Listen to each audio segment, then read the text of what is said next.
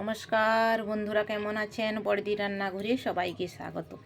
আজকে বড়দি রান্নাঘরে একটা পিঠে বানানো হচ্ছে। বিউরি ডালের সঙ্গে আতপ চাল মিশিয়ে একটা পিঠে হবে। এই যে দেখুন, আমি বিউরির ডালটা আর আতপ চালটা যে পেস্ট করে রেখেছি, এই যে আতপ চাল আর বিউরি ডাল 5 থেকে 6 ঘন্টা ভিজিয়ে নিতে হবে। ভিজিয়ে নিয়ে পরিষ্কার করে ধুয়ে একটা পেস্ট তৈরি করে নিতে হবে।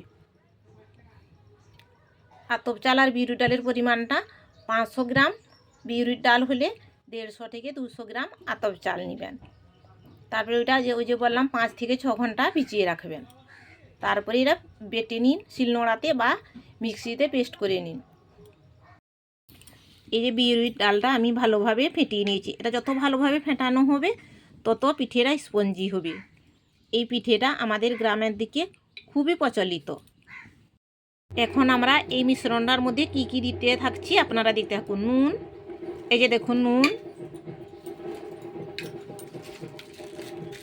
নারকেল কোড়া, এই যে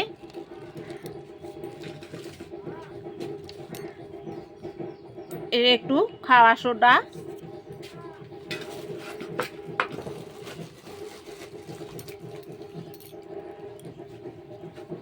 এই যে দেখুন একটু কিশমিশ,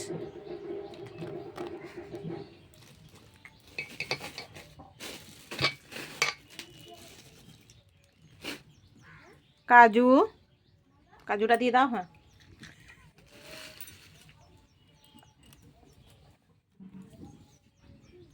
গাওয়া ঘি, একটু আদা থেতো দিলাম।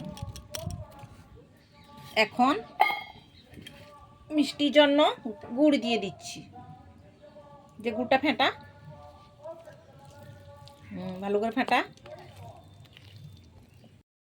উনানের মধ্যে একটা বড় হাঁড়ি বসিয়ে দিয়েছি। তারপরে এখানে জল ঢেলে দিলাম। জলটা ফুটতে থাকবে। এখন এই জলেই এই পিঠাটা সিদ্ধ হবে।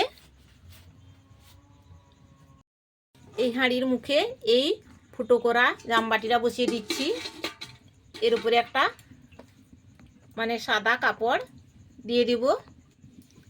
আগে আমার ঠাকুমা দিদিমারা এই পিঠেটা করতেন। মাটির হাঁড়িটাই জল দিতেন, তারপরে এর মধ্যে একটা ঝুড়ি বসিয়ে দিতেন, অনেক বড় ঝুড়ি। যত বড় পিঠেটা হবে তত ভালো নাকি স্বাদ লাগবে। বন্ধুরা, সব উপকরণগুলো ভালোভাবে গুলিয়ে নিয়েছি। এই যে আতপ চাল আর বিউরি ডালটা পেস্ট করার পর 1 ঘন্টা ভালোভাবে ফেটিয়ে রেখে দেবেন। তারপরে সব উপকরণগুলো গুলাবেন। বেটারটা এখন আমি এর মধ্যে ঢেলে দিচ্ছি। এখন এর মধ্যে ঢাকা দিয়ে দিতে হবে। এই যে ঢাকাটা দিলাম, এখান থেকে বাইরে যেমন ভাপটা না বের হয়। এখন ঢাকাটা খুলে দেখতে হবে পিঠেটা কীরকম হয়েছে। এখন একটা স্টিক নিয়ে, এই দেখুন স্টিকটা ঢুকানো হলো। তারপরে এটা দেখতে হবে এরকম করে হাতে নিয়ে, যদি হাতে লেগে যায় তাহলে পিঠেটা হয়নি। কিন্তু আমার হাতে কোনো কিছুই লাগেনি, তাহলে আমার পিঠেটা ভালোভাবে হয়ে গেছে। এখন এই পিঠেটা আমরা উনান থেকে তুলে নিব।